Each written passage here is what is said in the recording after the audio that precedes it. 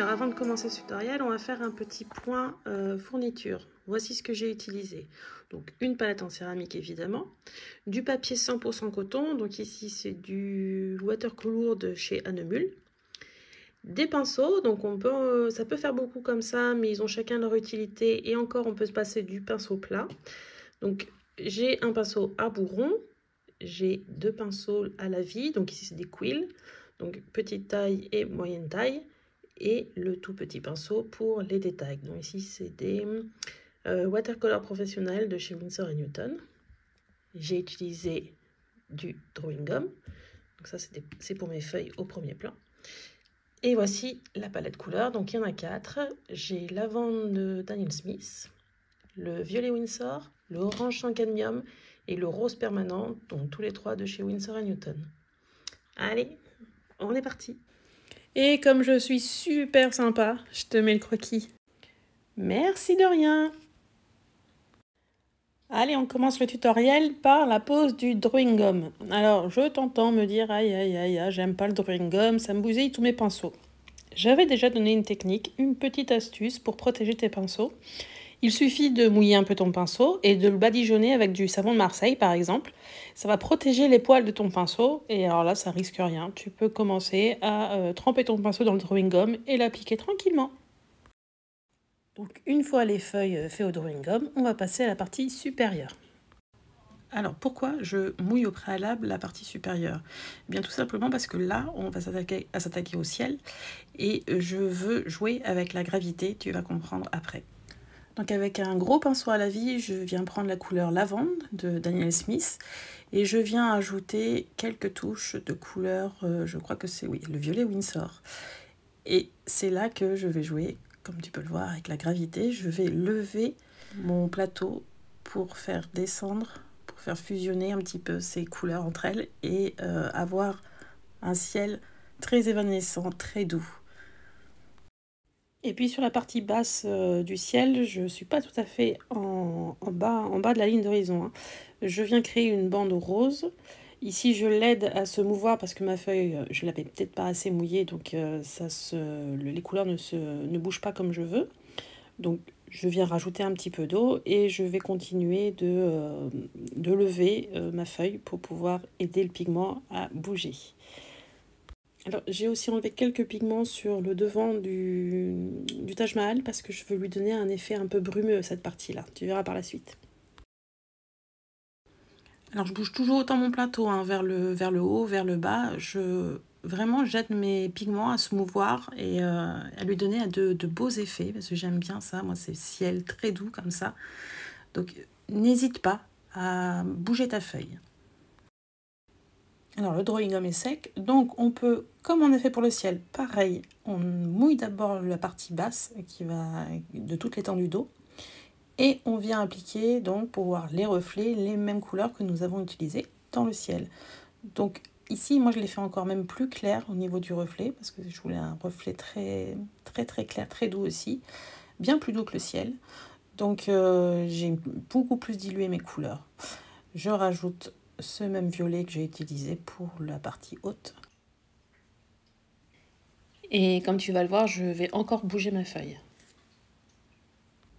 Alors attention quand même que ta partie supérieure, donc le ciel, soit bien sec ou à peu près sec pour éviter que les pigments bougent aussi en même temps que tu t'occupes de ta partie inférieure. Donc attends un petit peu que le ciel soit à peu près sec pour pouvoir jouer avec les pigments dans la partie inférieure.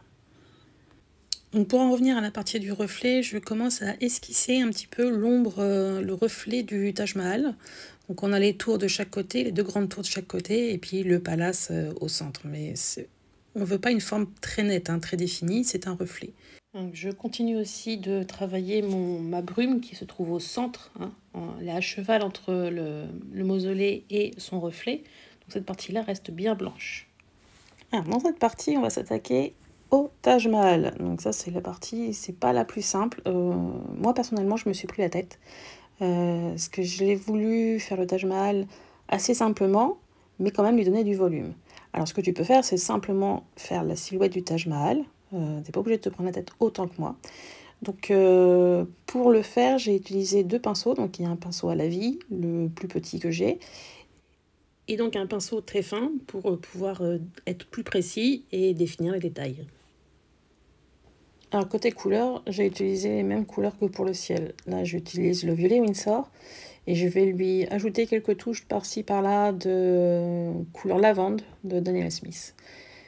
De toute façon c'est ça qui est agréable, c'est quand on a une palette, c'est quand même très agréable. Même si on a peu de couleurs, c'est quand même très agréable de pouvoir jouer avec les différentes valeurs d'une couleur, surtout, et puis les mélanges qu'elles peuvent procurer entre elles. Donc on va jouer donc avec ces deux couleurs, ces deux violets là que j'ai, donc qui est lavande et le violet Winsor. Et je vais terminer avec le bas du Taj Mahal, je vais terminer par de l'eau pure. C'est-à-dire que je viens diluer, tu le vois là, je viens diluer avec de l'eau claire ma couleur parce que je veux que le bas du Taj Mahal soit dans la brume, toujours. Je vais te laisser sur cette partie-là parce qu'elle parle d'elle-même. Hein. Tu vas voir à quel point je peux me prendre la tête sur mon Taj Mahal. J'y reviens, j'enlève, je remets. D'ailleurs, la coupole en haut, il y aura un petit tips après parce que je me suis trompée dans le tracé. J'ai pas suivi le bon tracé, donc du coup, ma coupole, elle est complètement déformée. Mais j'attends que ça sèche et je te donnerai le petit tips après de savoir comment j'ai réussi à réparer cette belle gourde.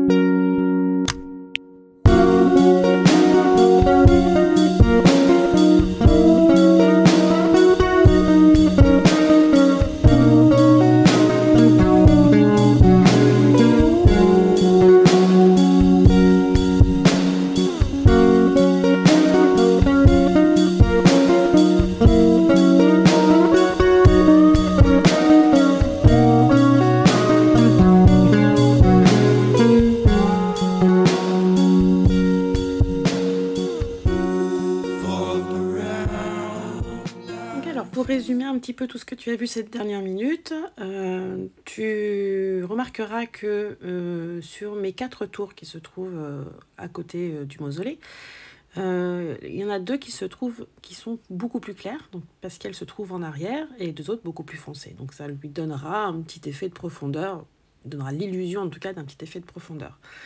J'ai aussi accentué, donc j'ai mis des pigments un petit peu plus foncés, comme tu peux le voir sur les 2 petites coupoles qui se trouvent de chaque côté, au niveau des arcades. Donc ça donne un petit effet d'ombre. Alors j'ai aussi donné l'illusion d'un encadrement autour de la porte principale, de la grande porte. Comme tu peux le voir, j'ai repassé un peu de pigment autour pour pouvoir laisser et ajourer l'encadrement de la porte. Et on arrive sur ce petit tips que je te parlais tout à l'heure sur ma coupole. Donc je m'étais trompée dans mon croquis en dessous, j'ai malheureusement pris le mauvais chemin et je voulais rattraper. Alors, c'est une chance pour moi. À ce niveau-là, en fait, il n'y a pas d'arrière-plan, c'est-à-dire qu'il n'y a pas de couleur à l'arrière-plan. Le ciel ne descend pas jusqu'à cette coupole. Du coup, avec ma gomme magique, alors ça, la gomme magique, c'est juste une invention géniale, je viens gommer tout simplement ma couleur pour pouvoir rectifier la courbure de ma coupole. Alors, c'est quoi une gomme magique? Si tu ne connais pas, c'est simplement une éponge toute blanche. Tu la trouves dans ton supermarché au rayon éponge, tout simplement. Et je viens prendre une petite quantité de l'éponge, ça se déchire facilement, que je viens tremper dans de l'eau claire et je rince beaucoup. J'appuie bien fort, j'hésite pas, il ne faut pas non plus que ce soit très imbibé d'eau. Et je vais venir frotter sur la partie que je souhaite enlever. Voilà, ça agit, comme son nom l'indique, ça agit comme une gomme. Mais je m'aide aussi de mon sopalin ou d'un torchon pour tapoter l'eau que je viens de mettre sur mon papier. Donc la gomme magique, c'est un indispensable à avoir aussi dans sa trousse d'aquarelliste. Et puis on vient finir avec les portes et fenêtres, sans oublier de diluer le bas des portes et fenêtres qui se trouvent sur la partie inférieure.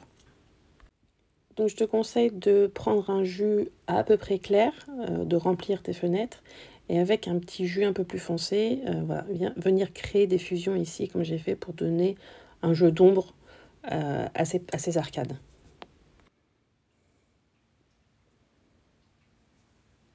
Donc avec un pinceau très fin, on va venir par la suite créer les arêtes sur le bâtiment pour lui donner une forme, donc que ça se tienne debout quand même. Et puis on va venir faire le relief au-dessus de cette grande porte. Alors je ne sais pas si ce sont des motifs qui sont ajourés ou qui sont en relief, mais peu importe, l'effet est le même. Donc je fais ça avec des petits points tout simplement et je viens rajouter un petit peu plus de pigment pur pour donner un effet, pour renforcer cet effet de relief tout simplement. Et puis aussi il y a un motif sur le bas de la grande coupole, donc je vais venir faire quelques petits traits et tapoter mon pinceau pour esquisser, donner cette illusion de forme, ou du moins de motif qu'il y a sur cette coupole. Et pour finir cette architecture, je viens repasser un jus assez clair, ça suffira, de la même couleur, le violet, pour lui donner cette illusion, ce volume en fait. Et j'oublie pas de passer le pinceau à l'eau claire en bas sur la partie inférieure pour la brume. Et puis on va passer aux arbres de chaque côté. Donc là, c'est la partie super fun, super aléatoire. Tu fais ça au feeling. Moi, j'utilise un pinceau rond et je vais alterner des couleurs plus foncées, plus claires. Je vais alterner des couleurs orange, jaune. Je vais diluer plus ou moins. Je vais même jouer avec de l'eau claire. Et je viens aléatoirement poser et laisser fusionner ces couleurs entre elles. Surtout que moi, j'aime énormément la fusion que procure le violet et le orange. Avec ça, tu rajoutes un petit peu de rose. C'est même très sympa de jouer avec un turquoise. J'aime beaucoup. Mais bon, là, ce n'est pas le cas. Je reste dans mes tons de violet. Et je m'amuse à créer des arbres aux couleurs de l'automne. Tout simplement.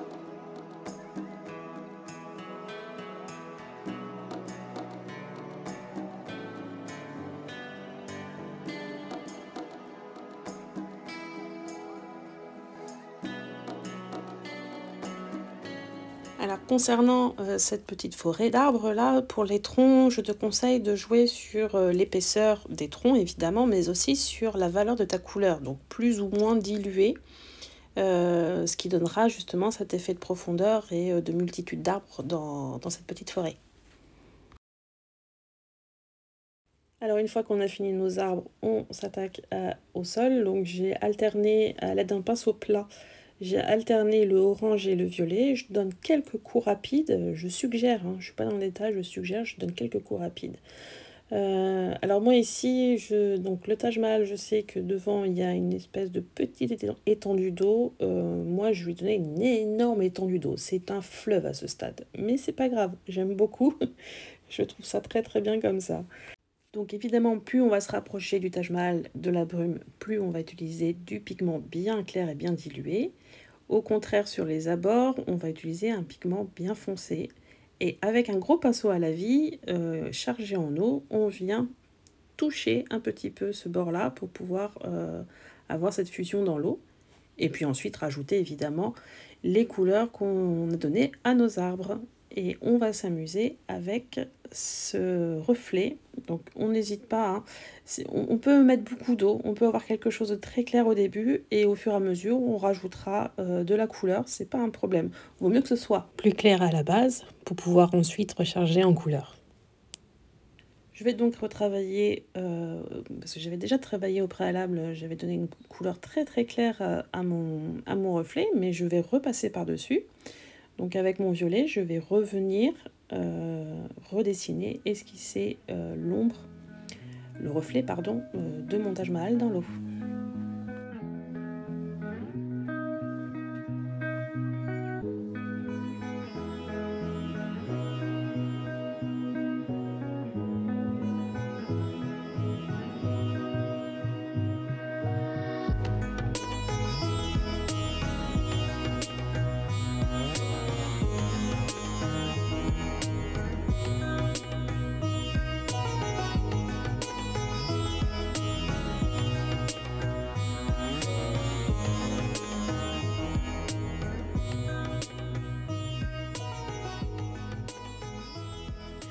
Donc mon reflet commence à sécher et je vais venir faire quelques splashes de couleurs, donc les 3 couleurs que j'ai utilisées dans cette illustration.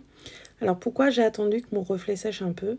Tout simplement parce que je ne voulais pas ultra diluer ma couleur dans cette eau. Donc parce que si mon étendue d'eau est pleine d'eau, si ma feuille est trop humide, forcément la fusion elle va se créer et ça va étendre la couleur. Tandis que si j'attends un petit peu que mon papier absorbe l'eau, je vais pouvoir faire des splashes sans qu'il y ait, sans que ça s'étale complètement. Voilà, donc elles resteront toujours là, un peu visibles, mais un peu fondues avec le reflet. Donc je retire maintenant le drawing gum et je viens donc peindre mes feuilles mortes sur, sur ce fleuve, j'allais dire, sur cette étendue d'eau, voilà. Donc moi j'ai toujours le même procédé, je sais qu'en séchant ça va s'éclaircir, mais je continue à diluer des fois un petit peu trop mes couleurs. Donc c'est pas grave, vaut mieux que ce soit comme ça, comme je le disais tout à l'heure, et puis repasser par-dessus. Donc mes feuilles étaient un peu plus claires, donc là j'ai rajouté un peu de pigment un peu plus pur pour pouvoir faire ressortir un peu mieux mes feuilles.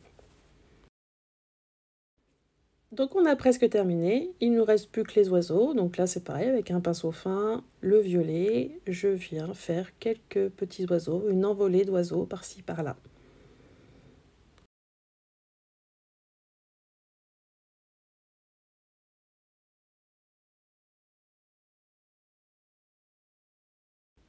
Je ne sais jamais comment conclure une vidéo, alors je vais faire très très simple. J'espère que le résultat que tu as obtenu te satisfait. Si tu as des questions, la moindre question, donc ici sur ma chaîne YouTube ou alors sur mon compte Instagram, j'y répondrai volontiers. Et évidemment, une bise qui claque bien fort. Ciao!